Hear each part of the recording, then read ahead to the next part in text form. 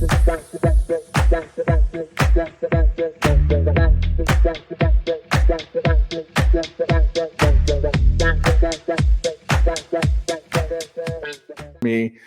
And we have a special treat for you today.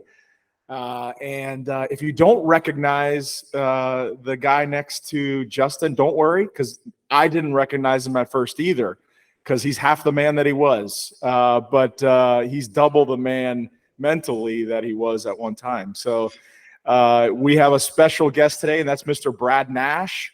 And I'll let him introduce himself in a second. But, I worked directly for Brad for several years, and was known him for probably 15 plus years. Mm-hmm. And like us, he grew up in wireless, and he did some incredible things throughout, and he was a great leader. And if for some of you that remember and probably still subscribe to The Power of Love, it's I definitely do, and I still talk about it today.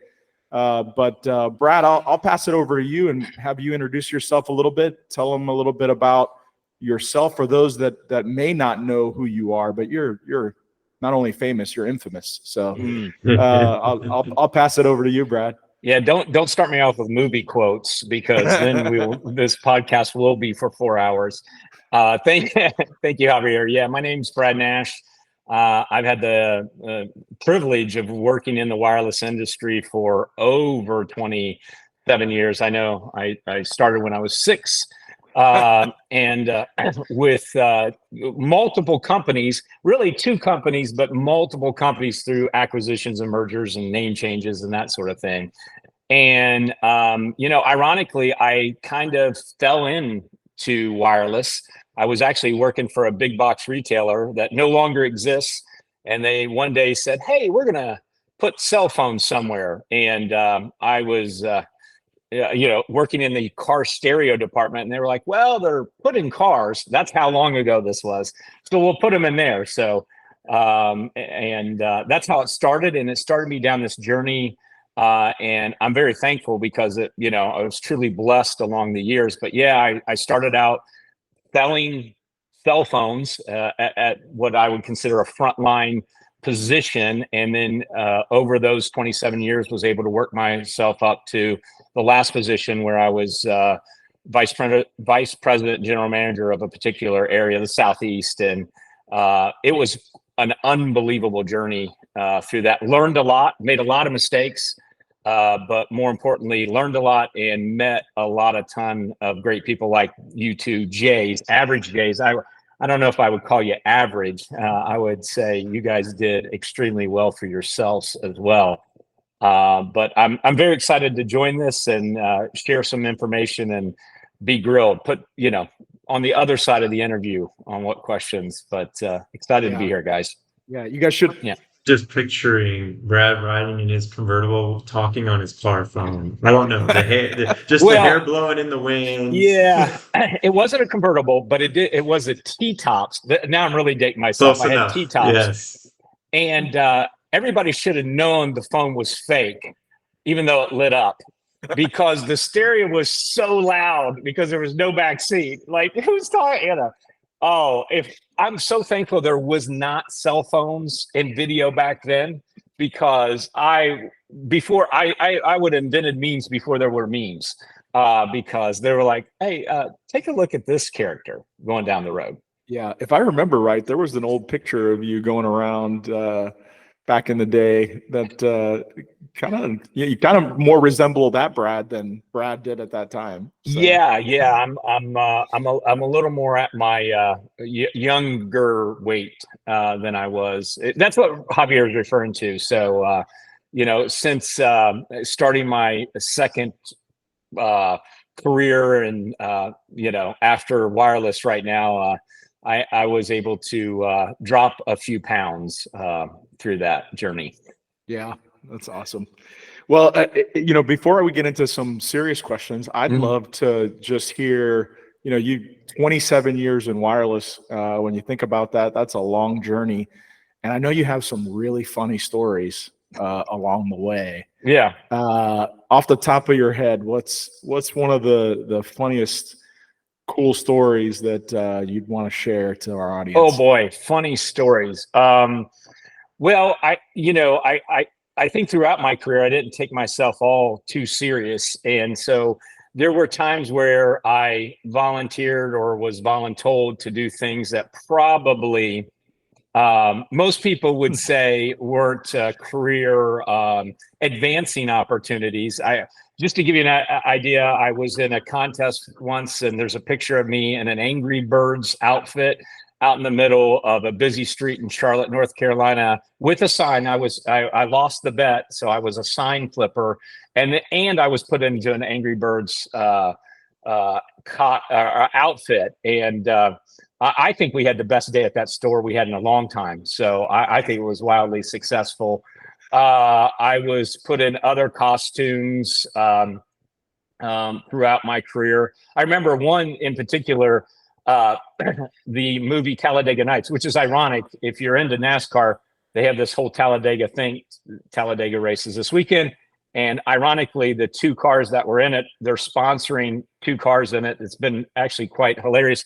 Well, that movie had just come out. And if you've seen the movie, when Ricky Bobby first gets interviewed, he really doesn't know what to ask. And I was on a national stage and somebody was asking me questions, and I just turned into Ricky Bobby. A lot of people called me. Yeah. And so I immediately started answering the question and raising my hands. And of course, about half the audience had already seen the movie, and they started laughing. But the individual who was interviewing me did not know what was going on. And then he says, "Why are you raising your hands?" And that's a pretty close quote to the movie. And I was like, I don't know what to do with them. And he said, "Just put them down." And again, that's very close to the movie. So people thought we were in on this. And I mean, people are just laughing. And the individual's like, "I don't understand what's going on." So, I put my hands down, and he asked me some more questions, and my hands started to come up again. So those are, and I say that just because I do not take myself very seriously. That doesn't mean there wasn't very serious times, and there aren't very serious times to have serious conversations. And I can think of, other times where I had extremely serious conversations in front of hundreds, if not thousands of people. But I think, if you just want to call it my silly hardness, sometimes it does come through. And sometimes I'm doing stuff and I'm like, I don't know, maybe that's not, but it's never really come back. Nobody's ever said I wasn't authentic or that I was faking it or stuff like that, because I'm just being myself. And, that is one of the keys. I mean, we are who we are. I think there are points that we need to learn. There are certain situational awareness you have to be aware of, but don't be somebody you're not, and I think being yourself allows you to bond and connect with the people that you're working with.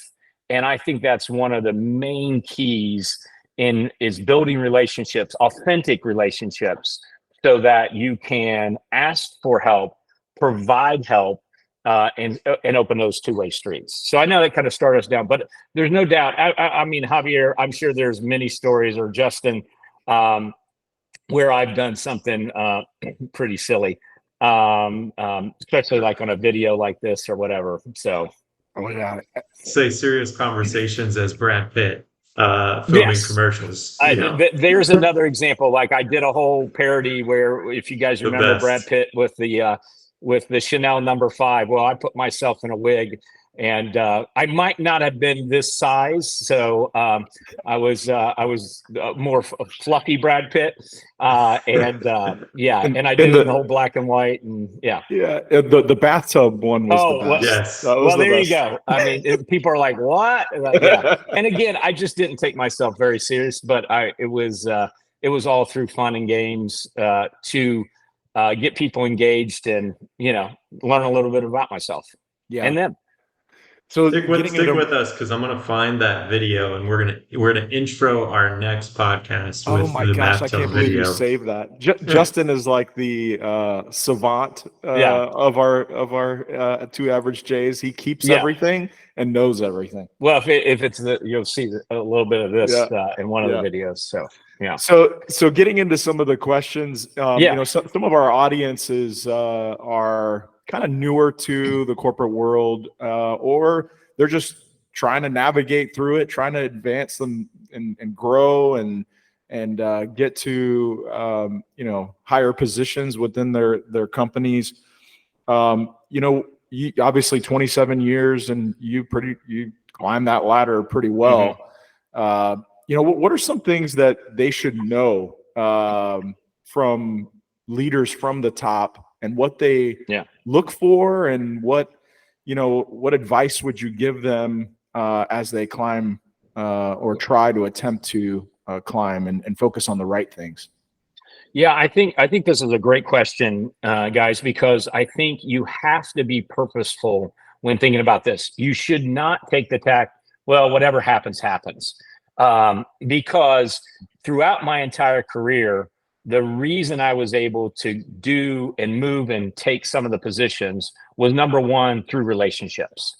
If there's anything in business, it's knowing people and having a plan on where you want to go. Now that plan doesn't always work out, but I also did not get any promotion. I don't believe I didn't go for any job that I did not already have a relationship with the hiring manager or the people on that team. That doesn't mean you can't do that. I'm just saying it's much, much harder to do that. When people already see you as an individual that could either take that role or want to work with you, it makes getting that next role so much easier. So specifically, starting to build relationships with people and individuals and even teams on, like, hey, here's a career or here's a job that I think I not only could do, but want to do. So let me learn more. Learning more is reaching out to those individuals that are on that team or that leader and asking for, hey, can I learn more? If they are in a higher position, would you be willing to mentor me or give me 30 minutes on your schedule so that we could sit down and I could ask you some questions about the position? So you're doing work ahead of time. You're planting that seed, and then you have to, basically put the time and the effort in. Again, you may just get that job because of other circumstances, but the best way is to do where you're putting in the work to build a relationship ahead of time. The other thing is you need to look around and see and engage who are your competitors, who may you go up against in the company, and really get to know those individuals, not as an advantage, but to see what their background is. One of the things that I prided myself was like, hey, let me look at experiences that I don't have that other people have. And can I learn from them? Or do I need more importantly, do I need to go and try to hone those skills as well? When you go into an interview, especially for a promotion, what you want to do is be able to not give them any excuses to not give you the job. So a perfect example of this is, I want to become a manager of people, but I've never managed people. So every manager was in that position at one time or another. So how do they go up against somebody? Well, you can still be a peer, a leader within your team.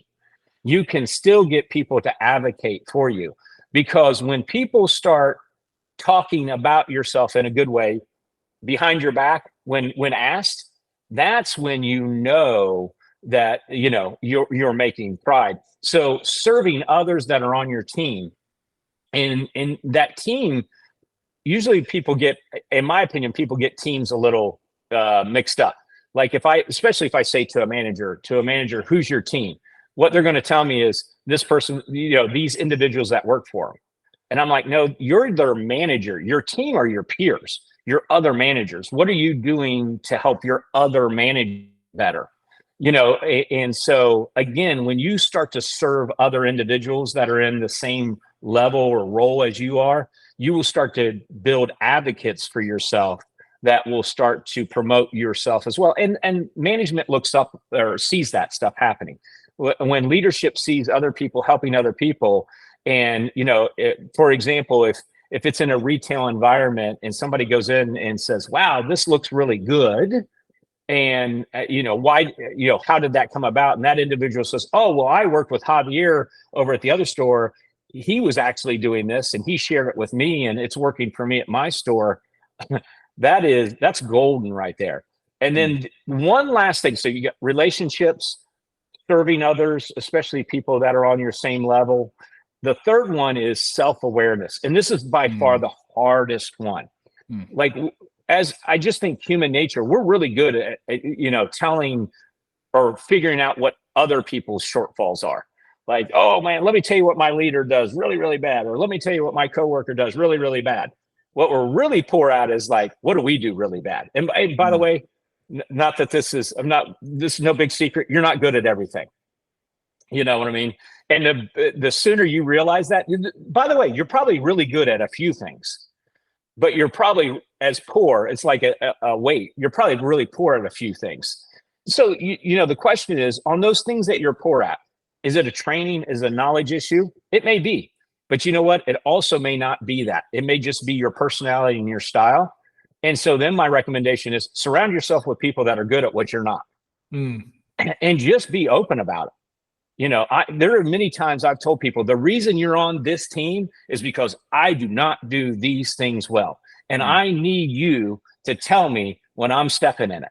I need you to be the gatekeeper for that I don't do what Brad does. Like, please, you have my authority to come and tell me when I've, when I've stepped out of bounds. And when you go down that road, it's fairly easy to navigate the corporate structure. But usually it took me a very long time to figure that out. I wish somebody would have, in my 20s in quote unquote leadership, I was just a bull in a china shop. You know what I mean? Like, I just ran through people, it was my way or the highway, but through those times I had leaders that invested enough into me and built a relationship with me to kind of say, hey, what are you trying to do here? I remember one in particular, they said, what do you think of your team? And I said, and this was years ago. I go, my team's awesome. And they're like, do you see any like common themes? And, so after about 30 minutes of going down this conversation, I had realized I'd pretty much hired me, because I love me some me. So every time somebody with my personality and my, thing, I just start putting them on the team. And he's like, I think your whole team now has the same blind spots. Like, let me tell you what your team's good at, this and this. Let me tell you what your team sucks at, this and this. And it was a real eye opener for me to say, you know what? I don't want to ever be in that position again, because they were right. And we had great results. But once I had the opportunity to rebuild the team and put what I think are the parts onto the team that helped us with our blind spots, we actually performed even better. It took some time. We actually went down first, but we were able to achieve higher highs because we had what I would say a more complete team versus a team of a bunch of me, And so I see that a lot too. I see a lot of young managers hire a lot of themselves, and they miss what they're not good at. Yeah. I think a couple of things real quick before we go to Justin with the next question is, I love what you said just about not connecting with your competition, so to speak. Yeah. But not so that you can compare yourself, right? But more so you can help yourself to grow as a person and leader. Yeah. I thought that's extremely valuable. And then you didn't really say this directly, but you were a type of leader that wasn't really threatened by others, but more so being open to being surrounded by people that maybe knew more than you in certain areas to help the team in general. I think that mindset for a lot of leaders at the top are not always there. So I thought that was really good. Yeah, you cannot be scared about hiring people more talented than yourselves. That never came back to bite me. That and even if they got promoted ahead of me or went further than me, those were relationships that I built because at the very beginning, maybe that wasn't the case, but I figured out, oh, that individual has a special skill set. By the way, I mean, we have to be honest with ourselves. Some people have higher potential. Like not everybody can be the CEO. There's one CEO of a company. There are thousands, possibly tens of thousands of people below that individual. And yeah, I mean, not it's like sports. Not everybody can be the starting pitcher. Not everybody can be the quarterback. That doesn't mean there's not a position for you on the team, and that doesn't mean you're not vital. You just need to realize it. And by the way, if you help those people along and they end up moving up, I guarantee you that stuff comes back in spades. Again, every position I've ever gotten, except for the very first job I got at that big box retailer, was because I knew somebody ahead of time. Every promotion I got, I knew people either on the team or the hiring manager. Here's a perfect example. I went for a position and did not get promoted in that position. They hired another individual who, quote unquote, took my job. And that ended up being one of the most fruitful relationships I had because that individual was responsible for multiple promotions throughout my career. Now, I could have, once that individual got hired, I could have immediately been like, that's my, I'm not going to talk to that individual. But I took the exact opposite task. I welcomed that individual. I said, I'm here for you. Whatever you need as you navigate. We built a relationship, and my career was benefited because of that relationship. And it was genuine on both sides. So like, you really have to be, if you do not get a job or a promotion, you can't look at that individual who got it and said, what you need to ask yourself is, what did they have that I didn't? And how can I better prepare myself next time? Because we don't always get the next job in line. We don't, it doesn't have anything to do with tenure, especially today. Just because you've been in a position for X amount of time and that has nothing to do with business today.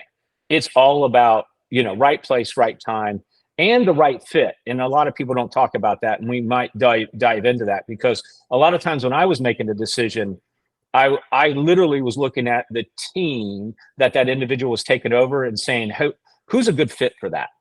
And so sometimes a person, and I had those conversations, I would say to the individual, it's not that you're not ready for the next level. You just weren't the right person for that particular team at this right time. But please do not get discouraged. You're very, very close, and your time will come.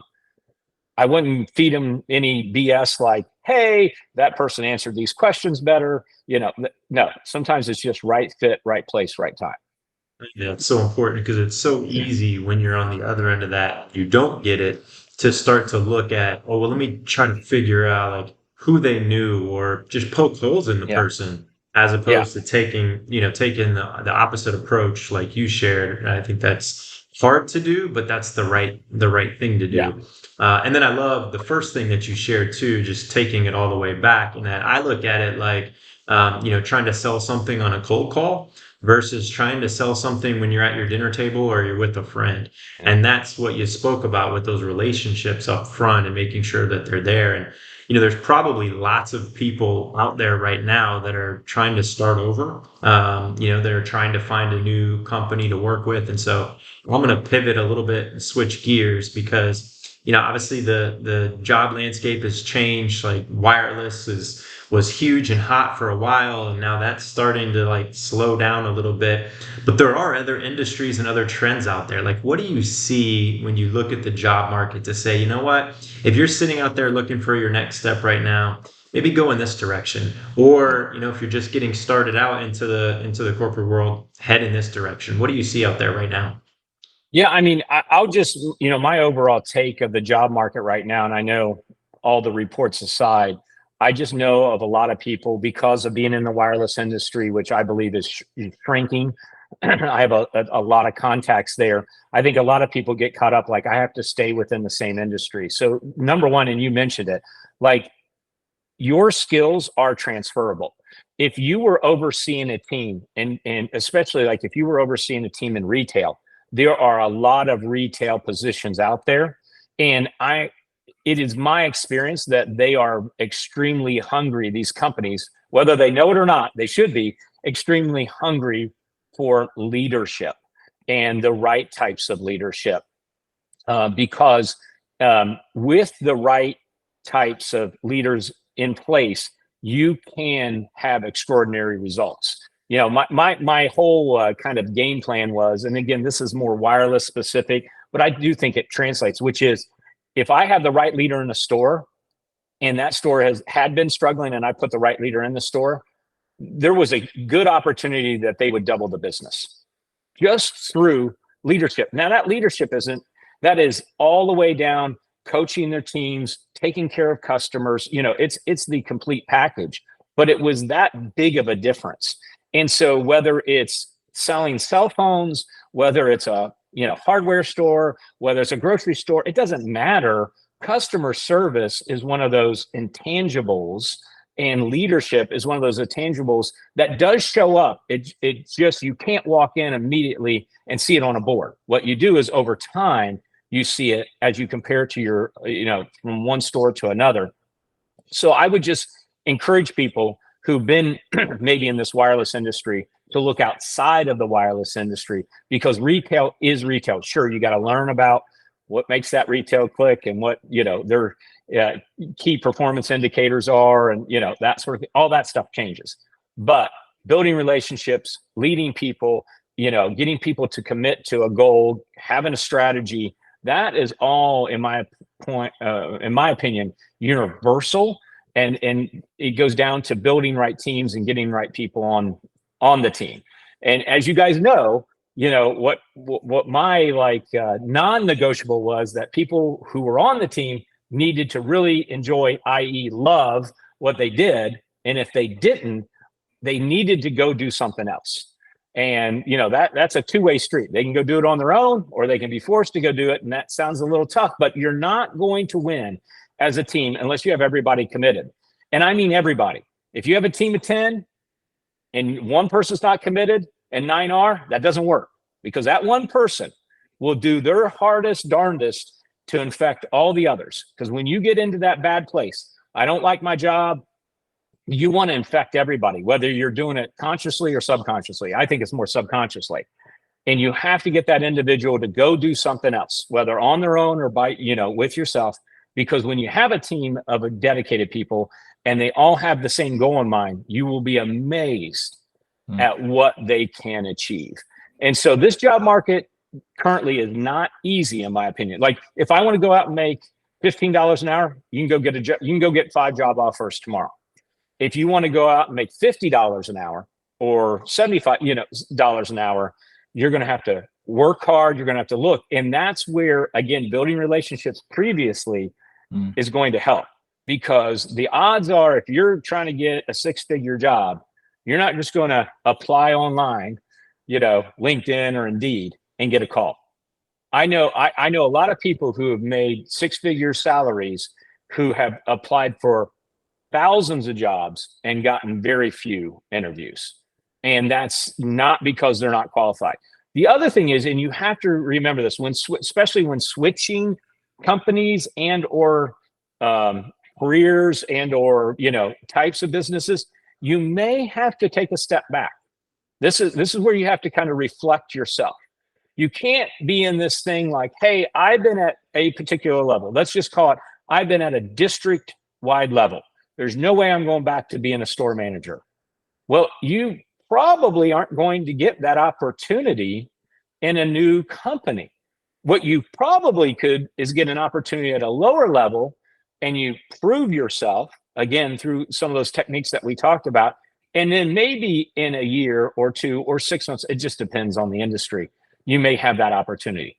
But the odds that you're just going to go from that level to the same level, it happens, but that's the exception and not the rule. And so then you have to kind of check your pride, and you have to be okay with, you know, with what you're doing. And if you do that, so that's step one. If you check your pride, the other thing is you can't talk about what you did previously.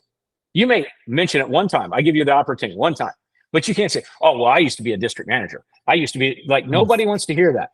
Like, oh, great, Brad. Well, you're now a store manager.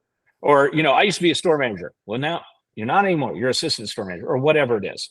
Like you just have to check your ego. And sometimes it's better to start over or under and then work your way up. And you know what? 6 months, a year, 2 years in your career of 30 or 40 years is not that long. And if it's a company you want to go work for and it makes you happy, then that's going to be well worth it than taking a position that has a title and makes you miserable. It's great. I think, you hit it there at the end too. If it's the company you want to work for, like, yeah, you can't just go out there and just throw a fishing line in everywhere to see what you get bites on, because who knows, you might land a role and you might land the title that you wanted, and you're not in the company that you want to be in, and you're going to figure that out in short order, which I think is, I think is awesome. And, it's also refreshing, to hear you talk about leadership and how transferable it is. And I know we've talked about it before, but there's all sorts of things that you hear about now, like technology and AI is advancing. What does that mean for jobs? And does that mean that you should go get a technical technical skills or a technical degree? But the reality is there's always going to be people working, and they're always going to need leaders. And so, you effectively taking that leadership, the skills that you've brought, the experience that you've brought into a new team, there's always going to be a need for it. It's just a matter of finding it. Yeah, 100%. We talked a little bit about at the beginning, the song choice that Justin's going to pick. And for those of you that don't know, The Power of Love, and those that subscribe to it. Yes. Yeah. I really don't even know how it began or how it even started, Can you tell us a little bit about what it really means? How did it even come about? And how did it become a thing? And because I felt like it started like something small, and then it just blew up, and everyone, even outside of our org, started to subscribe to it. Yeah, it was absolutely a journey. It wasn't like this epiphany one day, and it certainly it started all the way back in my first career. I said with a big box retailer, I had got the job. And this is back when you had to open up a newspaper and saw this huge ad that I'll say it because they're defunct. Circuit City is now hiring, right? And I didn't even know what they were, because I had recently moved from Ohio down to Florida, and I had asked my brother, I go, what's Circuit City? And he's like, it's like Rex. And if you're from the Midwest, you may know what Rex is. It's really nothing like Rex. But anyways, and so I go, and I always tell people that's the only job I ever interviewed. I show up at a hotel, and 8 hours later, I get a job selling car stereos. And so I was into car stereos, so that was easy. Started me down this journey. Well, in that particular thing, the very first, in this kind of as a leadership, I had the store manager pull me aside and said, "Have you ever thought about management?" And I was like, "No, because only fools are managers. Salespeople, you guys don't make any money." Anyways. He was a great leader and started me down this road. And again, I didn't ask for that. I wish I would have, but he had, he had taken the opportunity to invest in me. And that's why I try to invest in others, because if that would not have happened, I wouldn't have gone down the journey I went down. But anyways, so as I continued down this road, I was able to get into leadership in that company. And then I found myself in a situation where I had a leader that I was not getting along with. And that was a first for me. So, whether it was luck or my personality or a combination of both, I had always gotten along with my leaders, at the next level and the level after this. But something happened, and I just got into a bad situation. And really the roots of this all comes down to, I was dating my now wife, and I would come home from work, and we would go out to eat or whatever, and I was just in a miserable mood. And she kept saying to me, "What's wrong?" And I was like, "It's work." And, blah, blah, blah is this, these were not nice words, and so she kept challenging me, like, "What are you going to do about it?" And eventually, I don't know, after the second, third, or maybe the 300th, she'd probably say the 300th time, I said, "I'm not the problem. This person is the problem. They're doing that." And she said, and I can kind of remember it like it was yesterday. She said, "Do you think they'll ever change?" I said, "No, that person's been a bleep their whole life and they'll continue to be a bleep." So then she was like, "Then what are you going to do about it?" And that really started me down this road, because I had this realization, like, oh my gosh, the only way this is going to get better is if I go do something different. Mm.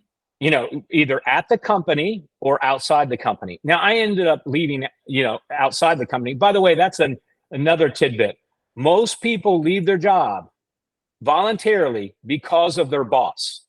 That's the number one reason they leave their job. So if you're in leadership and people are leaving, you better look at yourself in the mirror. Mm. It's not the work environment. People will stay through horrible work environments. It's not the job they do. It's the leader. The number one reason people voluntarily leave their company is because of their leader. It certainly was in the case. So that, Javier, I tell that story because that started me down this path. Mm-hmm. And I think through leadership, it just started to click, kind of like, hey, people who love their job do a really good job at it. And it would pop up in weird places, especially if you go to a place that has historically been poor, where you've received poor customer service. Perfect example is airports. Nobody ever goes to airports and like, man, that was great. I really enjoyed that. But if you go to an airport and you see, and you through whatever, going through screening, getting something to eat, wherever it is, and you see unbelievable customer service, or somebody makes a difference, they stand out, because the vast majority of people in there aren't enjoying it, in my opinion. Mm-hmm. And that's where it started to click, like, well, if that's the case in an airport or at a restaurant or wherever, that's got to be the same case on my team. And I would notice people getting what I call stuck. We talked earlier about that we all have a particular potential. Now, sometimes our potential isn't met at a particular company. That happens all the time. Just because you can get to a particular level doesn't mean you are going to get to a particular level. But sometimes we get to a level and we have to be honest with ourselves and say, we're not getting any higher than this. And then when you start to end up in that position for multiple years and or even decades, you have to kind of keep reinventing yourself. If not, you're going to get stuck. Mm-hmm. And what stuck looks like is you're not doing your job. Especially in a management leadership role, you're not taking care of the people. Remember, all those people that you, quote unquote, are managing rely on you to get up and do your job each and every day. You cannot take a day off. If you take a day off, it affects people down the line. And that is inexcusable as a leader. So if you get to the point where you're not giving 100%, you can't ask your team to give 100%. If you don't love your job, you can't ask your team to love their job. And if you ever get in that case, and Javier, you came up with a quote. So I used to have this whole, power of love. I remember you put it on Twitter in your tagline. It was like, love what you do, comma, if not, go out and find it, or something like that. Go out and, and I kind of just stole that from you. And I'm like, yeah, I didn't even know I did that. Yeah. I go, that's it. That's it right there. Like, if you do not love what you do, go out and find it. Life is way too short. Mm-hmm. Families and friends and careers, that all matters, but we cannot be in a job that we don't like. That doesn't mean that you may not find yourself in that position. We all will at some point. My challenge to you, and even to myself, is if you find yourself in that position, what are you doing about it? And so the power of love was like, it just kind of grew like, hey, love what you do. And if you don't, go out and find it. And then it became it was kind of funny. Like, I had to go have a power of love conversation with so-and-so. And I really did enjoy it. What that meant was I was going to sit down with this individual, especially if somebody else was telling me, and they were going to have a heart-to-heart conversation, human being to human being. You may be their leader. You may be their peer, but what you're asking is, are you happy? Is this what you're doing? And I cannot tell you how many times that conversation, either I had it or people on my team had it. And I would hear a story 6 months, 8 months later where that person had come back to thank them. Thank you for having that conversation. Thank you for challenging me. Thank you for allowing me, and this is going to sound weird, to quit. Sometimes you have to give people permission to leave.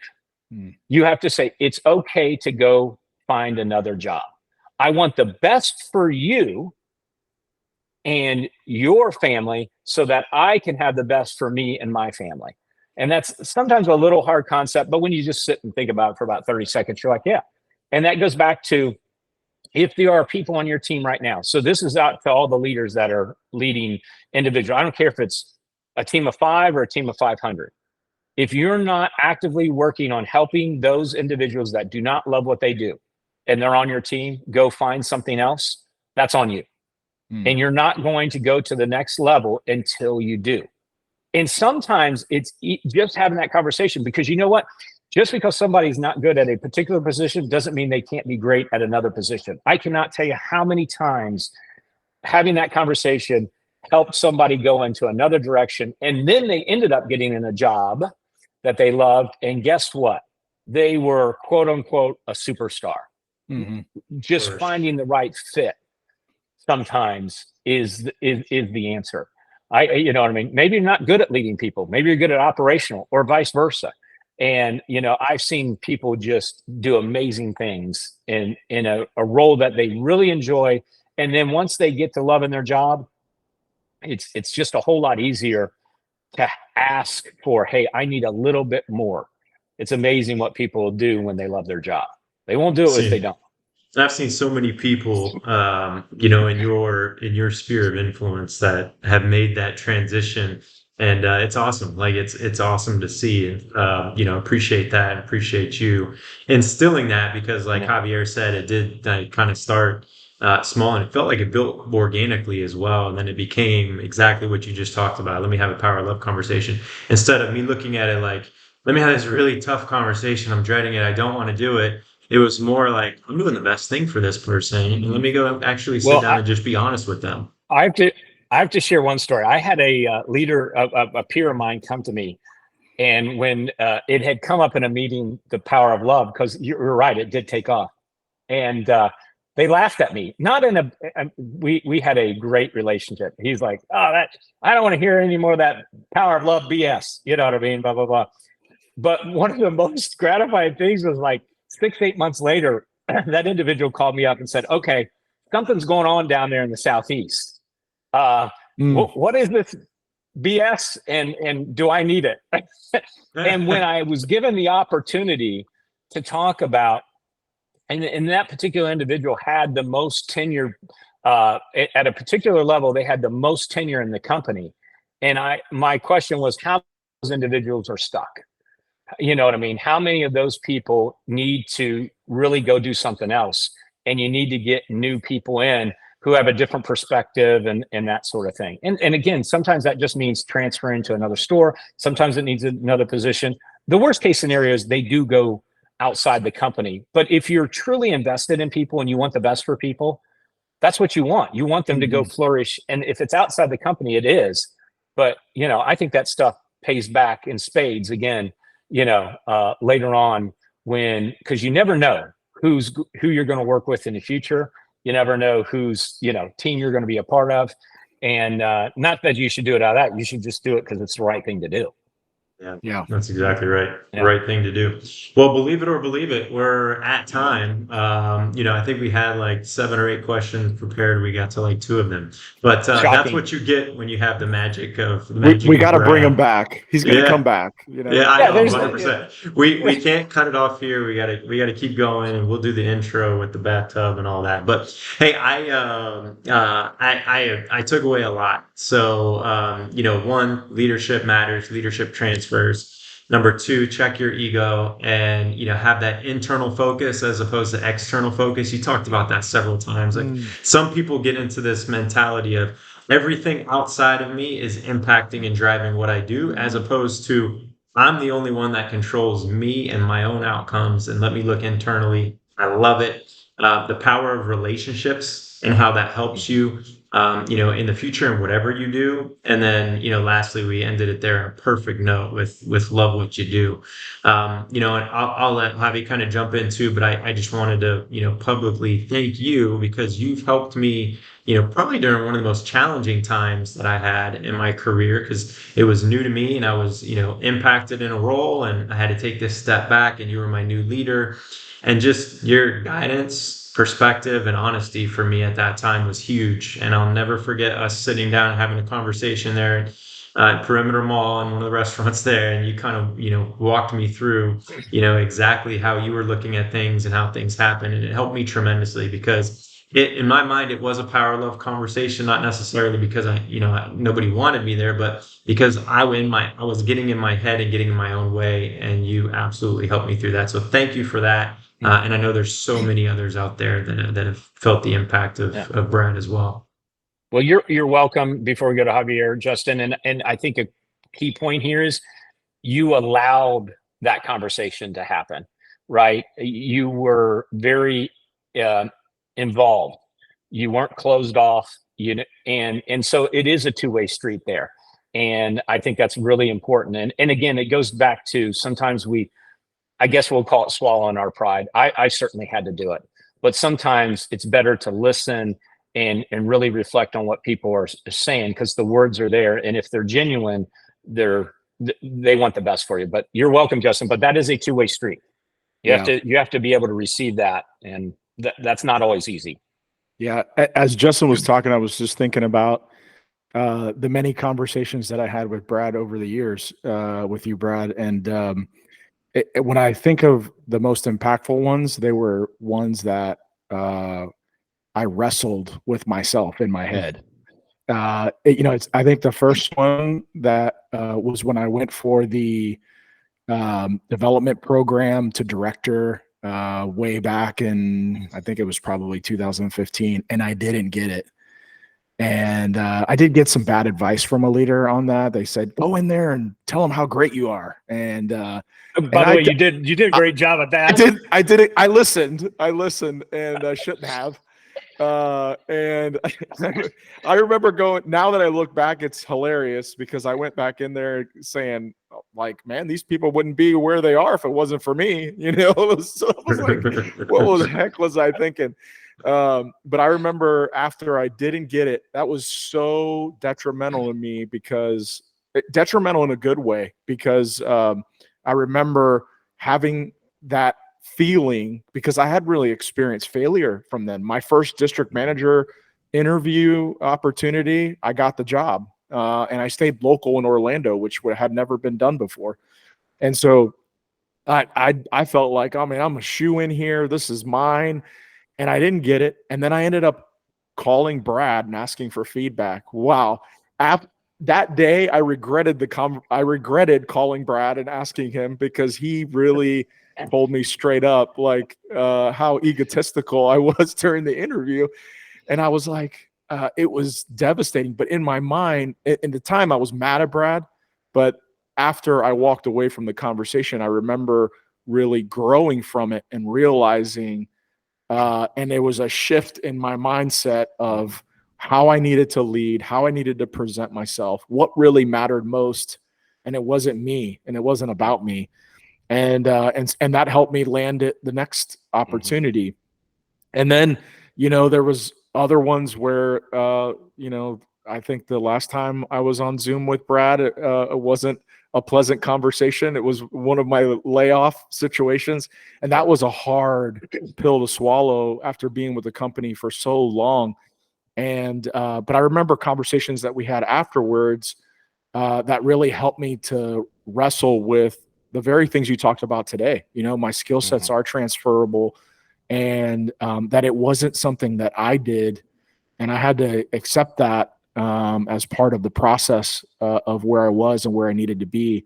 And so I'm grateful for those conversations. I honestly hope I never have to have any of those conversations again with you, Brad, but they were impactful and helped me to grow. I'd like to, that means we'd be working together again. That's true. Hey, I'll take that. Always look at the bright side of your life. But but again, Javier, it shows like not only did you ask for the feedback, but then you did something with it. And I do remember the next time you came in, it was night and day. And more importantly, and it bridges this gap. Pete, before you even stepped into that interview the second time, I had heard from some of your peers about what you had done over the year to be, to change and how you helped them. So you came into that interview for leadership already with people that were in your corner. And when you have peers that are in your corner, nothing says anything more. And so, yeah, having difficult conversations is hard, but if you build a relationship, they make it easier. But it does require the person on the other end to do something with it. Mm-hmm. And I always tell people, you're like, you can believe me or not. You can tell me I'm off my rocker, and I may be, but this is what I truly believe, and this is what I believe will help. Mm-hmm. And people who take that into consideration and then put that into action, and both of you did in those situations, you both said, no, I'm going to go do this, and it made a material difference. And ironically, it was not that long, a year for you. I don't even think it, Justin, I'm trying to remember. I don't even know if it was that, you know what I mean? But it was the way you went to the next, whatever next was, and performed and learned, and you were either at that position or even a higher position shortly thereafter. And that bodes well. And hopefully people have that as a takeaway. Yeah. Again, check your ego, be open, take feedback from everyone. Awesome. Well, thank you so much. We definitely have to do this again and check back in. And if you haven't already, everyone, please like, subscribe, share. We're trying to reach as many people as we can, because I think today's an awesome example of how this is going to help someone. But appreciate your leadership, and thank you, everybody. We'll talk to you guys soon. Take care, everybody.